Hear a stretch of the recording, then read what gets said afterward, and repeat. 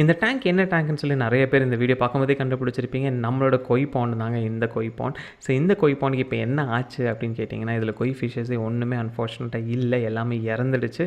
நானும் video post பண்ணியிருந்தேன் கொய் ஃபிஷஸ் எல்லாம் இறந்துடுச்சு அப்படின்னு சொல்லிட்டு. அதுக்கப்புறமா நான் மான்ஸ்டர் ஃபிஷஸை வந்து வளர்க்க ஆரம்பிச்சிட்டேன். ஸோ இது கொஞ்சம் ஹார்டியான வெரைட்டி. நான் இப்போ வரைக்கும் பார்த்தது என்னென்னா, மழைக்கும் சரி வெயிலுக்கும் சரி என்னோட கொய் பாண்டில் இப்போதைக்கு இருக்கக்கூடிய இந்த மான்ஸ்டர் ஃபிஷஸ் எல்லாமே நல்லாவே சர்வைவ் ஆகிடுச்சு, நல்லாவே செட் ஆகிடுச்சு. அப்படி மான்ஸ்டர் ஃபிஷ்னு சொல்லி அதுக்குள்ளே என்ன தான் இருக்குது அப்படின்னு கேட்டிங்கன்னா, இதுக்குள்ளே வந்து பார்த்திங்கன்னா 2 ஆல்பினோ சில்வர் அரவணா இருக்குங்க. அதுக்கப்புறம் ஒரு சில்வர் அரவணா இருக்குது, 2 பருன் ஷார்க் இருக்குது, பீகாக் பேஸ் இருக்குது, அது மட்டும் இல்லாமல் ஷெவலோஸ் கேட்ஃபிஷ் அண்ட் ப்ளக்கோ அதாவது டேங்க் கிளீனர் இருக்குது. இவங்களுக்கெல்லாம் ரெகுலராக நான் என்ன ஃபீட் பண்ணுறேன்னா, ஒரு வேலைக்கு மட்டும்தான் ஃபீட் பண்ணுறேன்.